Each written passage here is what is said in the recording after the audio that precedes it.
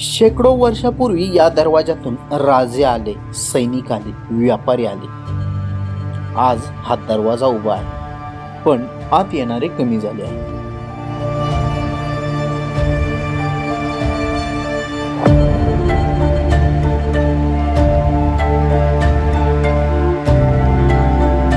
हा आहे भुईकोट किल्ला परांडा, एक विसरलेली कहाणी जी आज आपण ऐकणार आहोत.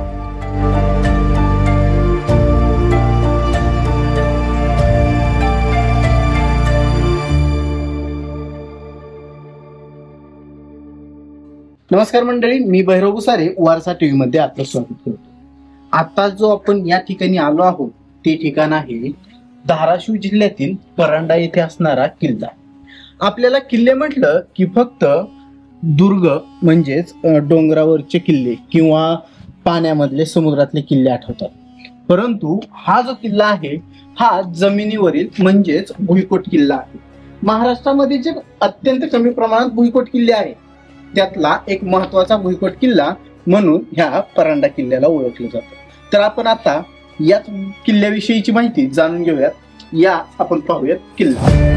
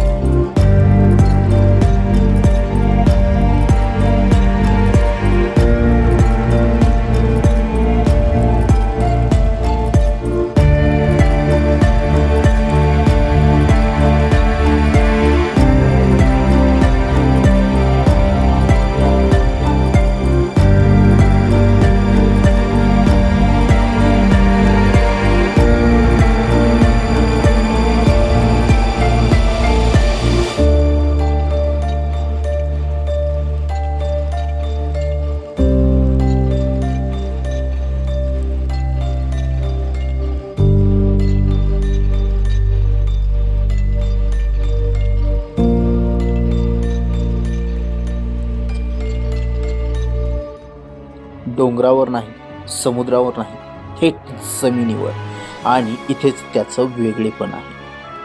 हा किल्ला लपत नाही, तो उभा राहतो, तेही ताठ मानेनं.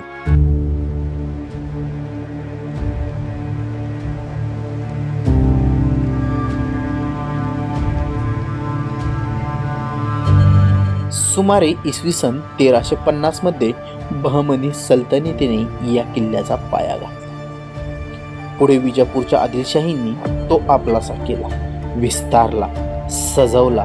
मुघल आले, मराठे आले, निजाम आले, प्रत्येकाने या किल्ल्यावर आपली छाप सोडली. 12 बुरुज, 3 तटबंदी आणि भोवती खोल खंदक. शत्रू या किल्ल्यापर्यंत पोहोचायचाच नाही अशी योजनाच या किल्ले बांधताना केली होती, आणि ती चोखपणे आपलं काम देखील करत होती.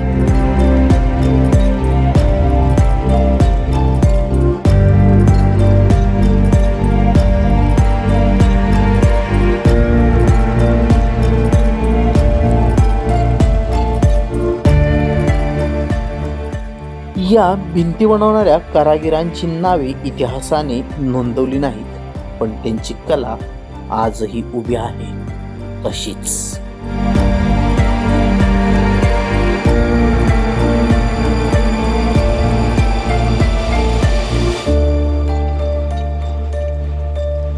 किल्ल्यात शिरताच प्रश्न पडतो, इथे हजारो माणसे, घोडे, हत्ती होते, आणि त्यांना पाणी कुठून मिळत असेल?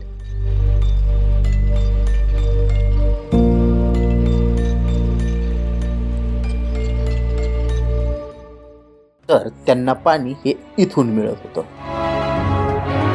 भौगोलिक दृष्ट्या जर पाहायचं झालं तर परांडा किल्ला हा ड्रॉट प्रोन एरिया म्हणजे दुष्काळग्रस्त भागामध्ये येतो, जिथं मराठवाड्यामध्ये पाऊस कमी असतो. व एवढा मोठा किल्ला किंवा हा भूभाग जर सांभाळायचा झालं तर सर्वात महत्वाची गोष्ट असते ती म्हणजे पाणी. आणि पाणी साठवण करण्यासाठी जी विहीर आहे ती विहीर या ठिकाणी जवळजवळ 3 मजली विहीर आहे. आता आपण तीच विहीर पाहायला जातो.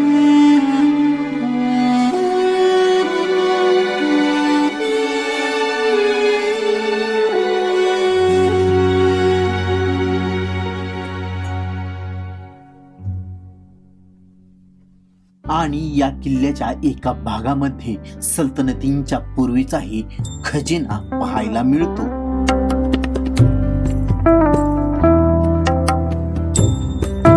या ठिकाणी परांडा किल्ल्यामध्ये आपल्याला जसं स्ट्रक्चर माहितीये, इस्लामिक आर्किटेक्चर माहितीये, तोफा माहितीये, तसंच या ठिकाणी हिंदू देवता आणि जैन देवता यांचाही संगम असलेला किंवा यांचे अस्तित्व असलेला त्या अत्यंत महत्वपूर्ण अशा काही मूर्त्या आपण या ठिकाणी पाहणार आहोत.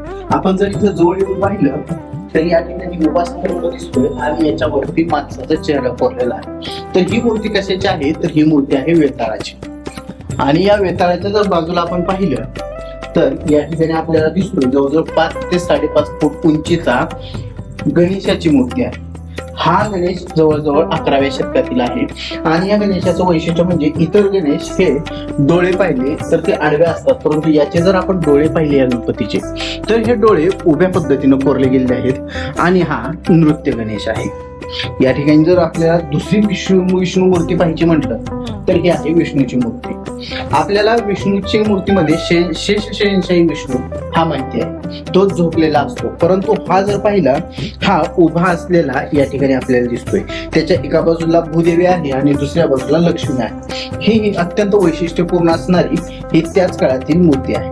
त्याच्या बाजूला एक वीरगळ आहे. आणि दुसरे अत्यंत महत्वाची मूर्ती ती मूर्ती म्हणजे जैन तीर्थंकर हे पार्श्वनाथ यांची मूर्ती आहे. हे पार्श्वनाथ आहे हे ओळखण्याचं चिन्ह म्हणजे यांच्या डोक्यावरती असणारे एक 5 पड्या असणारा सर्प, याला पार्श्वनाथ असे म्हणतात. या ठिकाणी परत एक 2 वीरगळ आहेत. आणि या ठिकाणी फार कमी प्रमाणात आढळणारी अशी ही गदेगळ, याच्यावरती एक असतो, खाली मानव आणि गाढव असतं, चंद्र आणि सूर्य असतात.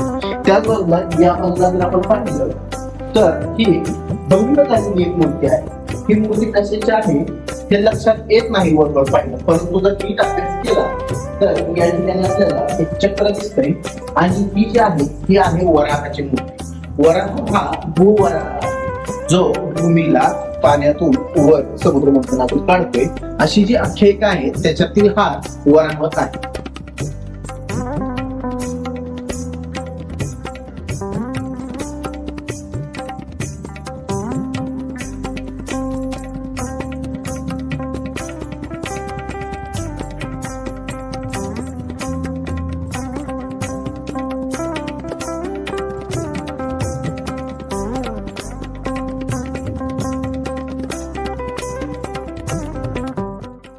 या ठिकाणी असणाऱ्या गणपती, हनुमान याच बरोबर जैन मूर्ती यात देखील हे सांगून जातात की या ठिकाणी एकच नाही तर विविध पंथ अगदी गुण्यागोविंदाने नांदत होते.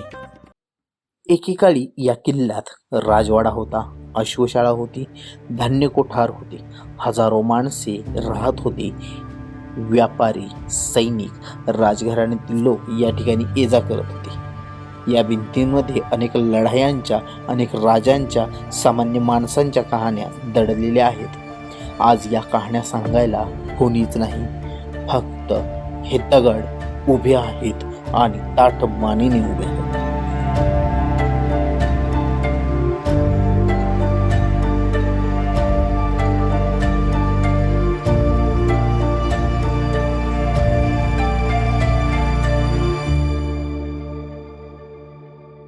हा होता इतिहासाच्या दृष्टीने आणि मराठवाड्याच्या दृष्टीने महत्वाचा असणारा परांड्याचा भुईकोट किल्ला.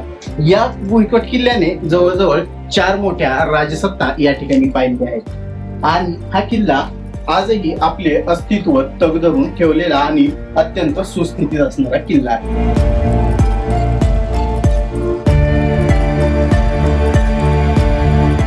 हा एवढा बलाढ्य अवाढव्य किल्ला जर बोलला असता तर तो काय म्हणाला असता? मला विसरू नका, मी अजून आहे. माझ्या दगडात तुमच्या पूर्वजांचा घाम आहे, माझ्या भिंतीत तुमचा इतिहास आहे. म्हणून सांगतोय, मला जगवा, मला जगवा.